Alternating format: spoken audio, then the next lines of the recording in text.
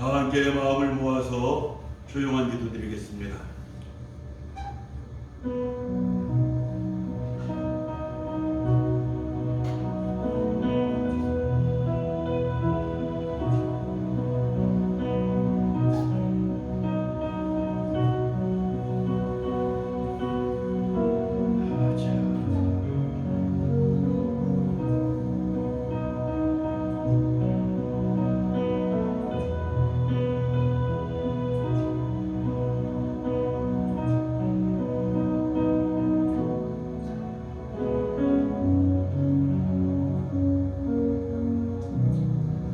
오직 여호와는 그 성전에 계시니 온 땅은 그 앞에서 잠잠할지니라 하시니라.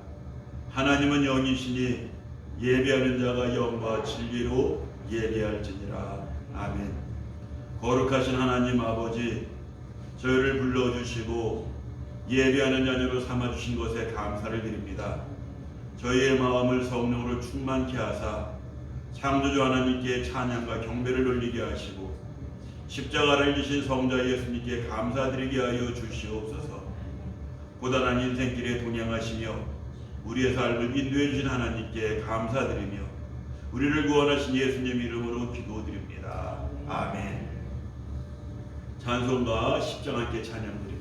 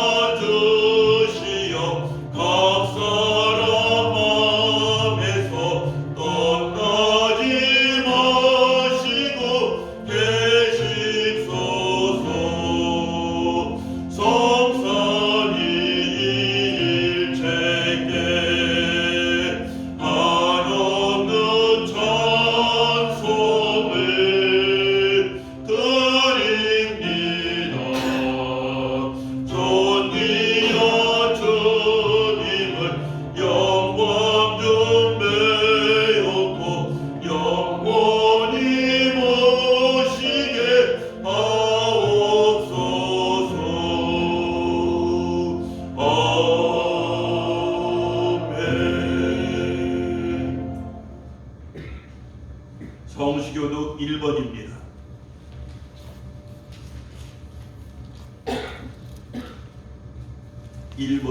성시교독 1번. 복 있는 사람은 악인들의 꾀를 따르지 아니하며 죄인들의 길에 서지 아니하며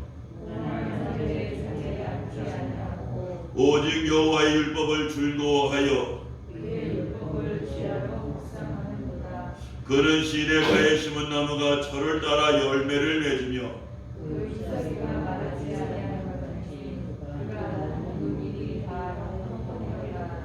악인들은 그렇지 아니하며 그러므로 악인들은 심판을 견디지 못하며 무릇 의인들의 길은 여호와께서 인정하시나 악인들의 길은 망하리로다. 아멘. 신앙 고백드립니다. 나는 전능하신 아버지 하나님 천지의 창조주를 믿습니다. 나는 그의 유일하신 아들 우리 주 예수 그리스도를 믿습니다. 그는 성령으로 잉태되어 동정녀 마리아에게서 나시고 본디오 빌라도에게 고난을 받아 십자가에 못 박혀 죽으시고 장사된 지 사흘 만에 죽은 자 가운데서 다시 살아나셨으며 하늘에 오르시어 전능하신 아버지 하나님 우편에 앉아 계시다가 거기로부터 살아있는 자와 죽은 자를 심판하러 오십니다. 나는 성령을 믿으며 거룩한 공교회와 성도의 교제와 죄를 용서받는 것과 몸의 부활과 영생을 믿습니다. 아멘. 1장입니다.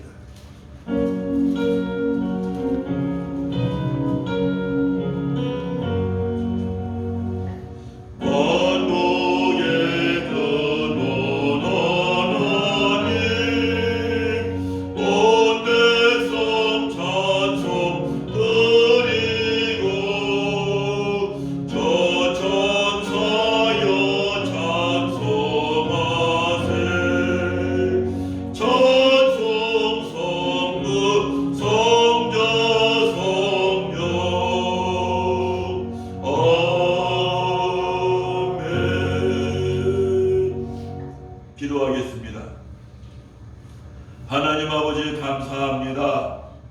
부족한 저희들을 지난 일주일 동안도 사랑해 주심을 감사드립니다. 우리가 때때로 우리들의 믿음이 약하여질 적에 성령님 나가오셔서 우리들의 믿음을 붙잡아 주었습니다. 우리가 마음이 상해져 있었을 적에 하나님의 방법으로 위로해 주어서 우리가 하나님 안에서 또 기쁨을 누리고 아버지 하나님을 더 찾을 수 있는 마음 주신 것도 감사드립니다. 아멘. 아버지 하나님, 우리들의 삶에 이러는 내가 날마다 끊어지지 않고 나타나게 하여 주어서 광야 같은 세상 살아갈 때 힘들다 할지라도 하나님 주신 위로가 있기 때문에 소망이 있기 때문에 넉넉히 이겨 나가는 우리 모두가 다 되게 하여 주시옵소서. 아멘. 코로나19로 인하여서 어려움 당하는 많은 식구들이 있습니다. 직장도 어렵습니다. 가정도 어렵습니다. 경제적으로 어렵습니다. 아버지 하나님 기억하여 주시옵시고 하나님께서 동행하여 주심으로 말미암아 어려운 가운데서 하나님 도와주신 은혜가 있음으로 말미암아 우리가 그 가운데서도 감사할 수 있는 귀한 감사 고리가 넘쳐나는 우리 믿음의 식구들의 삶이 다 되게 하여 주시옵소서. 아멘. 아버지 오늘 이 시간에도 우리 하나님 앞에 찾아나와 예배 드릴 때 연약한 몸을 가지고 찾아나와 있는 믿음의 식구들도 있습니다. 이 시간에 주님의 권능의 손으로 친히 안수하여 주심으로 말미암아 연약한 몸들이 다 아버지 새 힘을 얻게 해주시옵시고 병마도 물리치게 하여 주시옵시고 영육간의 강건함을 넘기는 귀한 역사가 나타나게 하여 주시옵소서.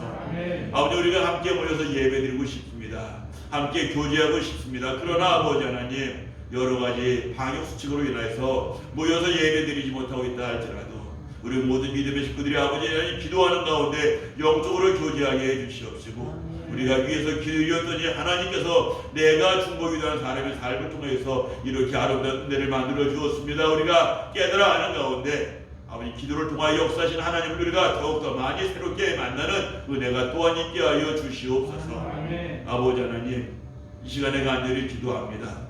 아버지 코로나19 와중에서 하나님의 교회가 많은 사람들에게 아버지 하나님 때로는 지탄받기도 하였습니다. 하나님 용서하여 주시옵소서.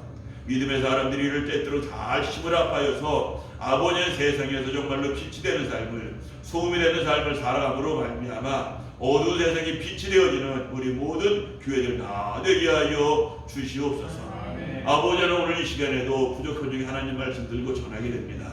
주의 성령으로 붙잡아 주어서 생명의 말씀, 은혜의 말씀만 증거하게 하여 주시옵소서. 아멘. 이 모든 말씀 우리 주 예수님 이름으로 기도드립니다. 아멘.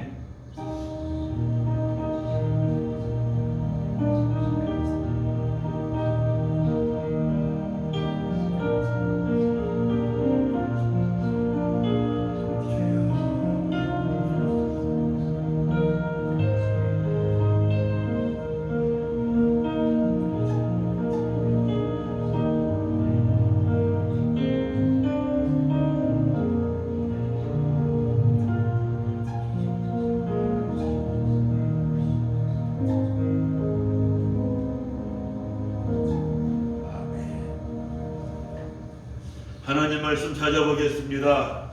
하나님 말씀 두 군데 봅니다. 먼저 고린도후서 4장에서 봅니다.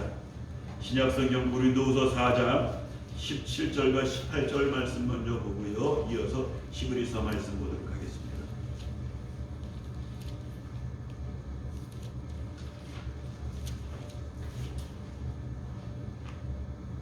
고린도후서 4장 17절과 18절 우리 다 같이 한 목소리로 말씀 봉독합니다. 우리가 잠시 받는 환난에 경한 것이 지극히 크고 영원한 영광에 중한 것을 우리에게 이루게 함이니 우리가 주목하는 것은 보이는 것이 아니요 보이지 않는 것이니 보이는 것은 잠깐이요 보이지 않는 것은 영원함이니라. 아멘. 말씀 한 군데 더 봅니다. 히브리서 12장 5절과 6절입니다. 제가 가진 성경은 신약성경 367쪽에 기록되어 있습니다.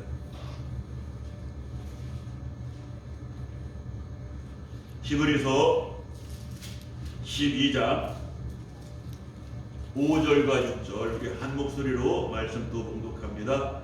또 아들들에게 권하는 것 같이 너희에게 권면하신 말씀도 잊었도다. 일러스되 내 아들아 주의 징계하심을 정히 여기지 말며 그에게 꾸지람을 받을 때에 낙심하지 말라.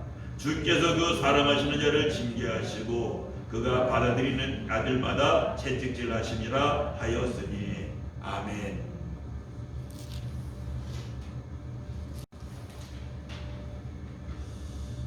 지난 12월 31일 날 우리 교회처럼 각자 교회에 나와서 기도하는 것으로 송구 영신 예배를 대신하기로 한 교회가 있었습니다. 그 교회 담임 목사님 사모님이 교회 로비에 화목난로를 피우고 난로 옆에서 성경을 읽고 있었습니다. 그런데 난로가 폭발하고 말았어요. 난로 안에 내와 벽돌이 있었는데 이 벽돌이 파편이 되어져서 성경을 읽고 있던 사모님에게 덮쳤습니다. 그 교회는 전에는 석유난로를 피워서 교회 로비에 난방을 하였었는데 교회 나무가 많아요. 그 많은 나무 봄에 전지하였다가 말리고 난 다음에 버리자니 아깝다. 이거 교회에서 난방용으로 쓰면 더 좋겠다. 그래서 화목난로를 갖다 설치해 놓았습니다. 석유난로가 난방이 편하죠. 버튼만 누르면 점화가 되는데 화목난로는 불 붙이는 과정도 까다롭지 않습니까? 이렇게 한 거는 교회 재정 아끼지 않은 단 한 가지 이유였습니다. 그런데 이런 마음으로 수년 동안 이렇게 난방을 했었는데 지난 12월 31일 날 난로가 폭발하면서 그 파편이 사모님을 덮쳤는데 사모님이 100군데 이상을 갖다 꼬맸어요. 얼굴하고 상반신 빼고 손, 그 다음에 팔, 그 다음에 허벅지부터 다리까지 온몸이 파편으로 그냥 엉망이 되고 말았습니다. 화상을 입었는데 2도 화상을 입었다고 합니다. 그런데 사모님 하시는 말씀이 이런 얘기하는 거예요. 감사합니다. 무엇이 감사하냐? 3도 화상부터는 피부 이식을 해야 되는데 2도 화상으로 끝나서 감사하다. 이게 감사예요. 또 한 가지 100군데 이상 꼬매는 100바늘이 아니라 100군데입니다. 100군데 이상 꼬매는 상처를 입었는데 얼굴 다치지 않은 것이 감사합니다. 그러더라고요. 그리고 난 다음에 시간이 좀 더 지나고 난 다음에 저하고 또 통화를 갖다 했는데 하는 이야기가 감사한 게 또 하나가 있대요. 뭐가 감사하냐? 그랬더니 이런 얘기를 하는 겁니다. 그날 난로 주변에서 사모님 말고 성경을 같이 읽던 성도님이 계셨는데 그분은 화구 앞에 앉지 아니하고 다른 쪽에 앉아 있었고 또 두꺼운 옷을 입고 있었기 때문에 옷만 상하였지 다친 곳이 없다는 거예요.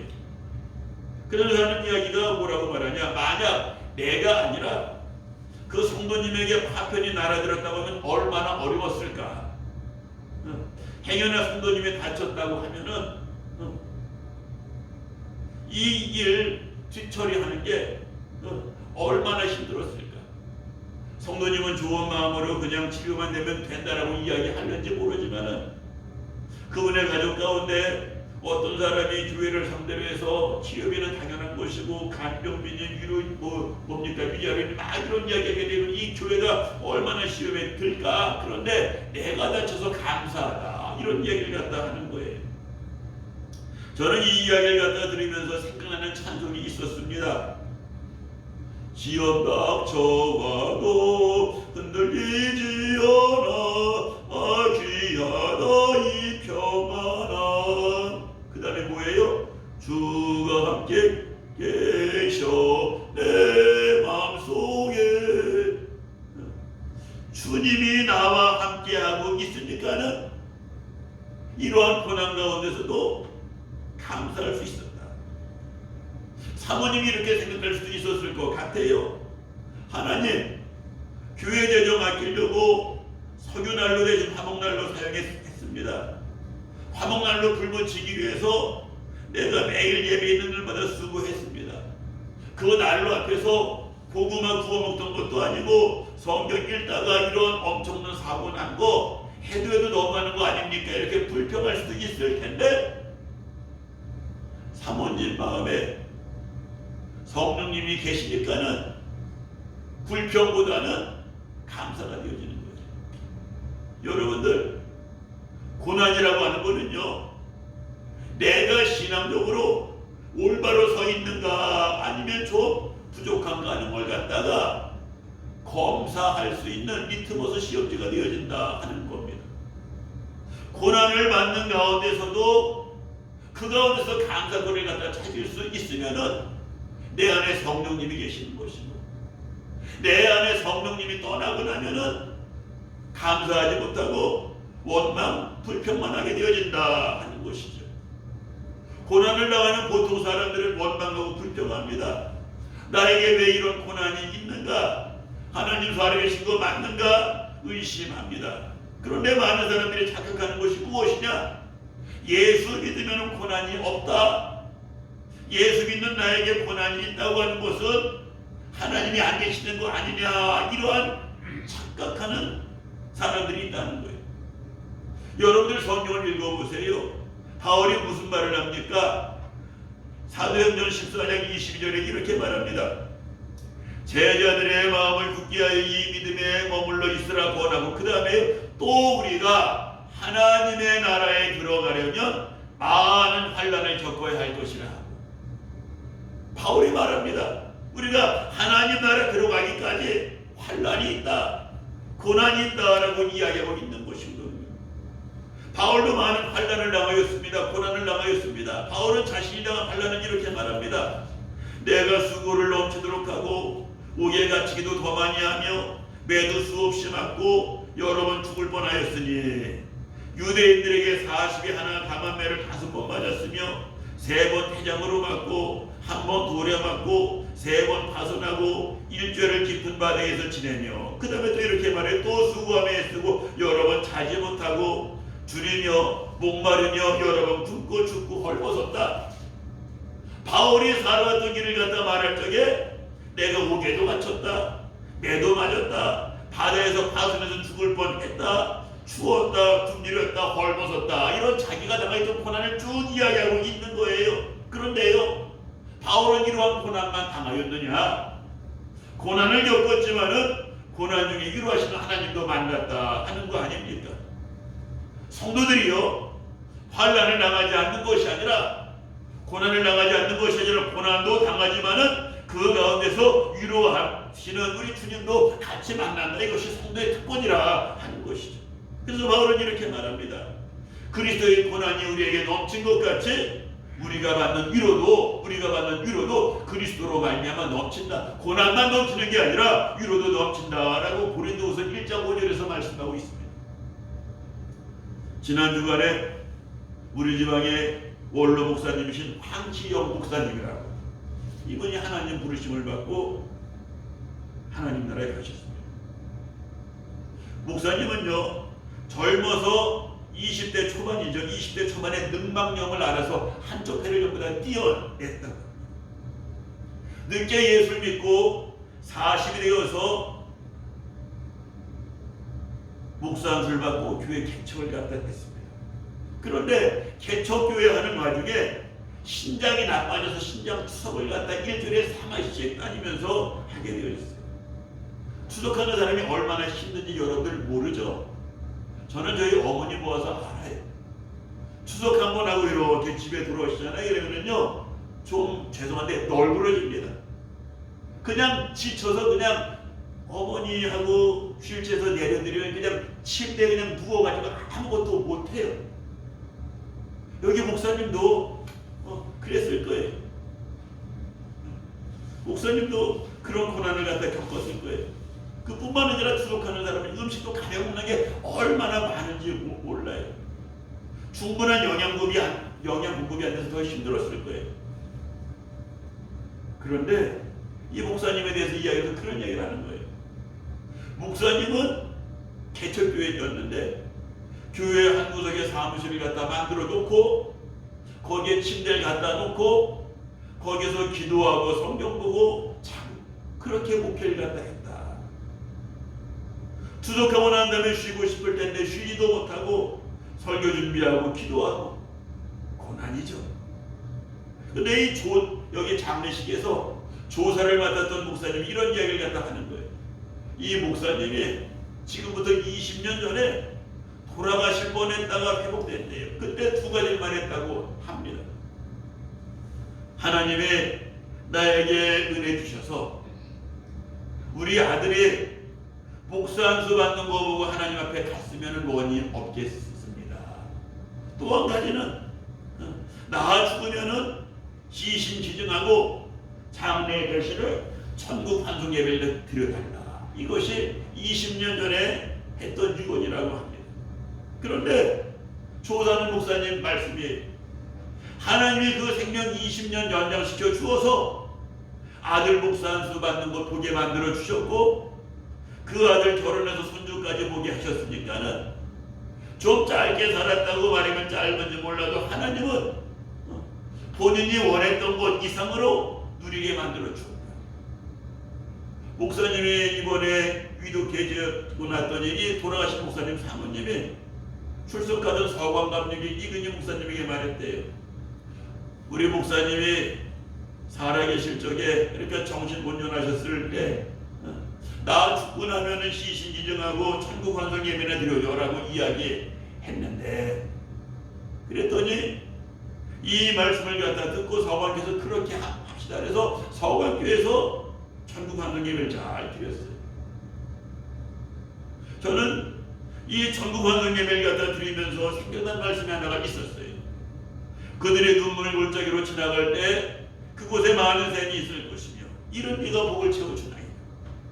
눈물 골짜기를 걸었던 삶이었지만은 그 가운데서 하나님께서 샘이 있게 만들어 주시고 이른 비가 있게 해주어서 그 눈물 골짜기를 갖다 넉넉히 걸어갈 수 있는 은혜를 허락해 주었다 하는 말씀 아니겠습니까? 여러분들 오늘 본문 말씀 고린도후서 4장 17절 말씀 잠깐 보시기 바랍니다. 우리가 잠시 받는 환난에 경한 것이 지극히 크고 영원한 영광에 중한 것을 우리에게 이루게 하니. 여러분들 이 말씀이요 4장 17절 말씀 보게 되면은요 상반되는 단어들이 짝을 이루어서 몇 개가 나옵니다. 몇 개가 나옵니까? 앞에 우리가 잠시 받는 환난에 경한 것이 잠시라고 하는 말과 뒤에 보면 어떤 말이 상반됩니까? 영원한 지극히 크고 영원한 잠시와 영원한이 반대되는 말이죠. 그 다음에 환난과 어떤 말이 반대됩니까? 영광. 또 하나 환난에 경한 것. 경한 것은 가벼울 경자죠. 환난은 가볍다. 환난에 경한 것이 그 다음에 영광에 중한 것. 이렇게 반대되는 말이 3번 나옵니다. 잠시와 영원한. 환난과 영광. 경한 것과 중한 것. 여러분들 고난당하는 사람들에게요 환난 당하는 사람에게 환난은요 가벼운 게 아닙니다. 그런데 바울은 뭐라고 말합니까? 우리가 잠시 받는 환난에 경한 것, 환난은 가볍다라고 이야기하고 있습니다. 왜 환난이 가볍다라고 이야기하고 있을까요? 환난 자체가 가벼워서, 고난 자체가 별거 아니어서 가볍다고 말하는 게 아닙니다. 고난은, 환난은 무겁고 쓰라린 것이지만 그것을 가볍다고 이야기하는 것은요 이런 이유라고 해요. 내가 받아야 될 응분의 대가에 비하면 가벼운 것이다. 내가 지금 받고 있는 이 고난, 내가 고난을 받고 있다고 할지라도 내가 받고 있는 이 고난은 내가 받아야 될 응분의 고난에 비하면 가볍다. 이해가 되십니까? 제가 즐겨 부르는 복음성가 한 곡이 있어요. 여러분들 잘 알아요. 천하니용 내 것이라고 주의를 멀리했네. 주신이도 주님이시오 쓰신이도 주님이라. 그 다음에 아버지여, 가사가 어떻게 나오죠? 아버지여 불충한 영을 용서하여 주옵소서. 아버지여 불충한 영을 용서하여 주옵소서. 이게 제 이야기 같아. 천하니용 내 것이라고 주의를 멀리했네. 그래서 불충한 영이다. 가사도 이렇게 이어집니다. 주님 사랑 받기만 하고 감사할 줄 몰랐었네. 주님 말씀 듣기만 하고 실행하지 못했었네. 내 이야기거든요. 그래서 내가 불충한 종이고 연약한 종이고 초범도 아니고 천과가 수없이 많은 것이 바로 이송룡입니다. 어쩌면은 지금 집행유예 중에 있으면서 또다시 하나님 마음을 갖다 아프게 하면서 실망시키면서 살아가고 있는 것이 바로 나인데, 바로 내가 그러한 사람이라고 하면은 내가 받고 있는 이 고난은, 내가 받고 있는 어려움은 내가 받아야 될 고난에 비하면 아무것도 아니다. 아마 바울도 이러한 마음이었던 것 같아. 내 삶을 돌이켜 볼 적에 바울이 여러 가지 어려움을 당하고 있는지 몰라도 내가 하나님 앞에서 지은 죄에 비하면은 내가 받고 있는 환난은 같다 아무것도 아닙니다. 그래서 뭐라고 말합니까? 우리가 잠시 받는 환난은 가벼운 것이다, 평안 것이다, 이렇게 이야기하는 것이다. 또 이렇게도 말합니다. 예수님이 받으신 고난에 비하면 내가 받는 고난은 가벼운 것이다. 예수님 옷 벗겨지는 수치를 당하고 얼굴에 침뱉음 당하는 모욕을 당하고 매를 맞고 십자가에 매달려서 온몸의 피를 다 쏟고 거기서 돌아가신 예수님, 예수님이 당한 고난에 비하면 내가 받는 고난은 아주 작은 고난이다. 그렇기 때문에 바로 우리가 받는 환난은 정한 것이다. 목사에게서 이야기해요. 목사도 목회하다 보면 때로는요 내가 하지도 않은 말을 했다고 우회하고 시험 들어서 목사를 멀리하는 사람들도 간혹가다 있습니다. 이럴 때 마음이 상하죠. 때로는 믿을 만한 권사님이어서 장로님이어서 이런 거 저런 거 부탁을 갖다 했는데 쌀쌀하게 거절할 때 마음이 상하기도 합니다.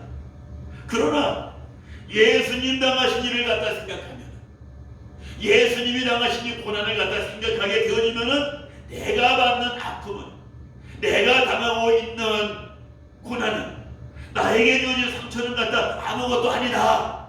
그래서 바울은 뭐라고 말하면 우리가 받는 환난은 갖다 가벼운 것이다, 이렇게 이야기하고 있다는 거예요. 또 한 가지요. 지금 내가 환난을 당한다고 할지라도 미래에 하나님께서 나에게 주실 상급을 갖다 생각하면은 내가 받는 고난은 아무것도 아니다. 내가 받는 고난은 아무것도 아니다. 저는 세브란스 병원에 가서 언젠가 한 번이 시간이 나서 병원을 쭉 둘러보다 보니까는요 거기에 그 동상들이 많이 있더라고요. 병원을 처음 세운 알렌 선교사, 그리고 그 병원을 이어서 섬겼던 스크랜턴 선교사, 이분들의 동상을 갖다 쭉 보게 되어지면서 그 당시에 미국에서 좋은 대학 나와서 그 의사 되신 분들이 뭐하러 이 땅까지 와서 고통당하다가 고난당하다가 가셨을까? 세브란스 병원의 원래 이름이 광해원 아니면 광해원. 근데 이 광해원이라고 하는 이름이 세브란스로 바뀐 이유가 무엇이냐? 일제강점기 때 미국의 세브란스라고 하는 장로님이 계신데, 이 세브란스 장로님이 돌아가시면서 자기에게 주어온 자기가 갖고 있는 재산을 갖다가 다 여기 광해원에다 기증을 했다는 거예요. 그때부터 병원이 세브란스 병원으로 바뀌었다고 합니다. 나에게 있는 이 돈을 갖다가 다른 사람들에게, 아니 자기 자녀들 같은 위해서 써도 되는데 자기 자녀들을 위해서 쓰지 아니하고 와보지도 않았던 이 대한민국, 이 땅의 병원을 갖다 좀 더 잘 세워서 이 병원을 통해서 많은 사람들이 하나님 알게 하기 위해서 이러한 일을 갖다가 하였던 이분들의 통상이 병원에 쭉 세워져 있는 거예요. 영광스러운 동상들이, 영광스러운 자리에 있는 동상들 아닙니까? 그런데 말이에요, 여기에서 받는 영광은 아무것도 아니다. 지금 당하고 있는 이 고난에 비해서 하나님께서 주실 영광보다 더욱더 크다는 것이 오늘 말씀 아니겠습니까? 여러분들 말씀 다시 한번 보시기 바랍니다. 다시 한번 보시기 바랍니다. 우리가 잠깐만요. 몇 절이에요? 4장 17절. 우리가 잠시 받는 환난에 경한 것이 지극히 크고 영원한 영광에 충만 것을 우리에게 이루게 한다. 내가 받고 있는 이 어려움이라고 하는 것이 시간이 지나고 난 다음에 이것이 아무것도 아니고 하나님 나라에서 얼마나 큰 상급이 될 것이냐, 이걸 생각하면서 고난을 갖다가 이겨내자 하는 말씀이지요. 자, 이어서 여러분들 히브리서 말씀을 갖다 보시기 바랍니다. 히브리서 12장 말씀 보시기 바랍니다. 히브리서 12장 5절입니다. 중간 보니까 이렇게 나옵니다. 내 아들아, 주의 징계하심을 경히 여기지 말며 그에게 꾸지람을 받을 때 낙심하지 말라. 주께서 그 사랑하시는 자를 징계하시고 그가 받아들이는 자마다 채찍질하시니라. 여러분들 본문 말씀 5절과 6절 보니까는요, 징계라고 하는 단어가 2번 나옵니다. 5절에 내 아들아, 주의 징계하심을 경히 여기지 말며, 6절 보니까 주께서 그 사랑하시는 자를 징계하시고, 징계라고 하는 단어가 2번 나옵니다. 여러분들 우리가 이 말씀에서 징계하고 징벌을 갖다 구별해야 됩니다. 어떤 단어 말했죠? 징계하고 징벌. 징계와 징벌은 다른 거예요. 징벌은 무엇이냐? 옳지 못한 일을 하여서 받는 벌을 징벌이라고 말합니다. 그런데 징계는 무엇이냐? 잘못을 꾸짖어서 주의하게 한다, 조심하게 한다는 걸 징계라고 말합니다. 다시 말해요, 징벌은 옳지 못한 일을 하여서 받는 벌, 징계는 잘못을 꾸짖어서 조심하게 한다. 그런데 오늘 말씀에는요, 징벌이 나옵니까? 징계가 나옵니까? 징계라고 나옵니다. 징계. 징벌은 옳지 못한 일을 해서 받는 벌인데, 하나님은 우리를 갖다 징벌하시는 하나님이 아니라 징계하시는 하나님이다. 하나님은 징벌자가 아니라 징계자라는 말씀이에요.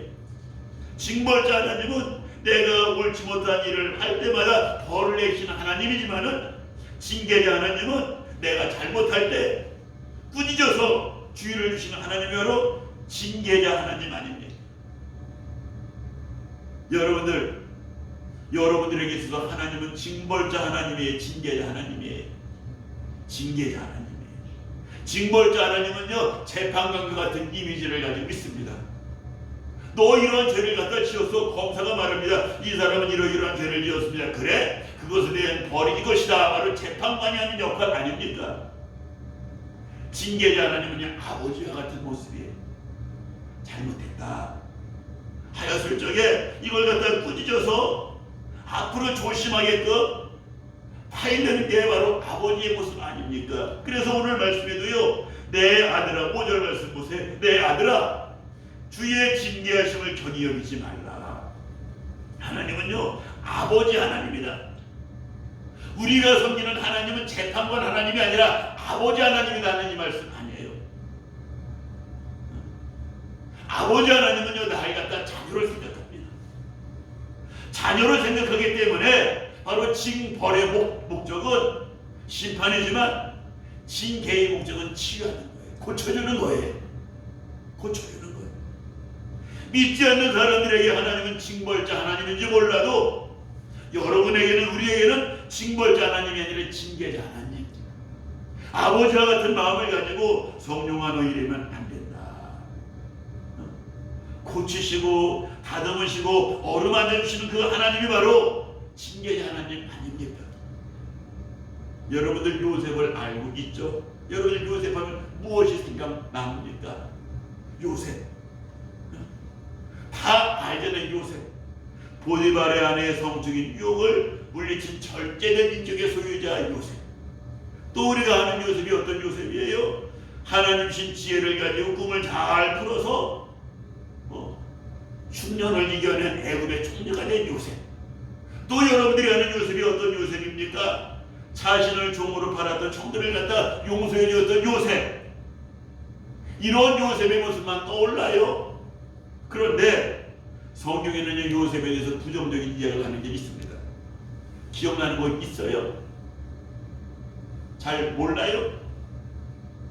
요셉이 17살 때 형들과 양을 치다가 배에 다른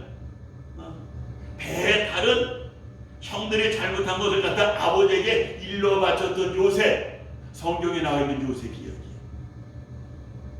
요셉이 이러한 요셉이어서 형들에게 미움을 받고 종으로 팔려가 고난을 갖다 겪었어요. 그런데 요셉이 겪었던 고난이 무엇입니까? 종살이하고 옥살이하는 거 아닙니까? 요셉이 겪었던 고난은요, 징계입니까? 징벌입니까? 징계예요. 종살이하면서 옥살이하면서 요셉이 철이 들었고 그의 모난 성격이 원만한 성격으로 바뀌었어요. 제가 왜 이런 말씀을 갖다 드리느냐? 요셉이 총리 대신에 되어졌을 적에 요셉이 성격이 예전 성격 그대로였다고 하면은요, 한 놈 잡아 죽일 놈이 있었을 거예요. 누굽니까? 보디발과 그 아내. 근데 요셉이 총리가 되고 난 다음에도 보디발과 보디발의 아내에 대해서 복수했다는 기록이 안 나와 있어요. 얘는 그 성격이 바뀌어져 버리고 마는 거예요. 하나님은 고난을 통해서 요셉을 하나님의 사람으로, 원만한 인격의 사람으로 만들어 주었던 것이죠. 여러분들, 요셉이 종으로 팔려갔을 때, 옥살이 할 때 누군가가 요셉에게 고난도 은혜야 라고 이야기했다고 요셉이 아멘 했을까요? 못했을 거예요. 고난이 은혜라고 아무도 아멘 안 했어요. 오늘 말씀 제목이 뭐예요? 순서를 보시기 바랍니다. 예, 고난도 은혜입니다. 요셉이 고난도 은혜라고 말했을 그 말 아멘하지 못했을 거예요. 그런데 시간이 지나서 총리 대신이 되고 난 다음에, 시간이 지나서 총리 대신이 되고 중년 들어서 자기 형들과 아버지를 갖다 보살피게 되어졌을 적에 누군가가 고난도 은혜였죠, 그렇게 말하면은 요셉은 아멘 하였을 겁니다. 그렇습니다. 내가 지금 고난도 은혜라고 하는 말에 아멘하지 못한다고 할지라도 분명 언젠가는 내가 당하고 있는 고난도 은혜였습니다라고 고백할 수 있는 역사가 하나님 만들어 줄 줄 여러분들 믿으시기 바랍니다. 좀 전에 말씀드렸던 것처럼 이 고난을 통하여서 하나님 만들어 주시고, 고난을 당하다 보니까는 내가 신앙적으로 깨어있는 사람인가 잠들어 있는 사람인가 스스로 판단할 수 있게 되어지고, 고난을 당하는 것보다 하나님 주시는 은혜가 더욱더 크다 하는 이걸 갖다 체험하는 날이 분명히 오기 때문에 바로 이 은혜를 경험한 사람들이 고난도 은혜입니다 라고 이야기하고 있는 겁니다. 바라기는 우리 모든 믿음의 식구들도 지금 코로나19로 인해서 여러 가지로 힘들고 어렵다고 할지라도 시간이 지나고 난 다음에 분명히 하나님 이 시간도 은혜의 시간이었습니다.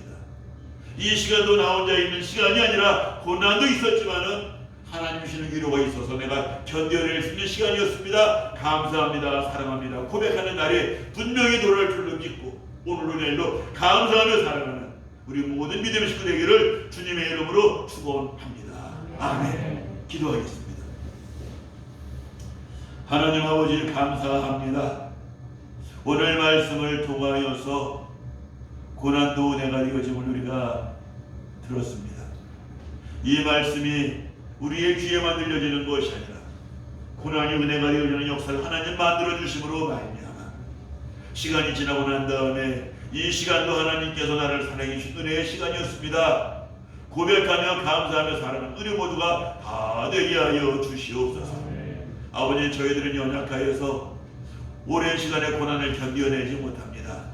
아버지, 우리의 고난의 시간이 짧게 하여 주시옵시고 광야 같은 아버지 하나님 힘든 시간 지낼 때 우리 하나님 우리들에게 아버지 하나님 그곳에 많은 셈이 있게 하여 주심으로 말미암아 쓰러지지 아니하고 넘어지지 아니하고 믿음 잃지 아니하고 끝까지 하나님에게 달려나가는 우리 모두가 다 되게 하여 주시옵소서. 이 모든 말씀 우리 주 예수님 이름으로 기도드립니다. 아멘.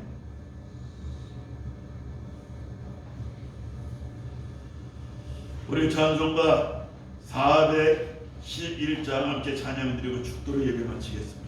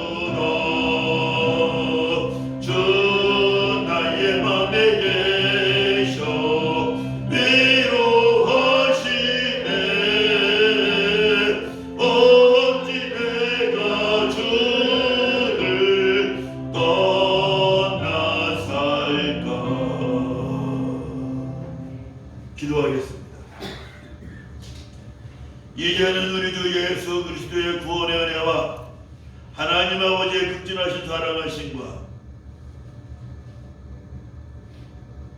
성령님의 감동하신가, 교통하신가, 위로하신가, 내주하시니 함께 예배하는 모든 믿음의 식구들 머리 또한 그들의 가정 위에 또한 그들이 행하는 모든 일들 위에 영원히 함께하여 주시기를 간절히 축원하옵나이다. 아멘.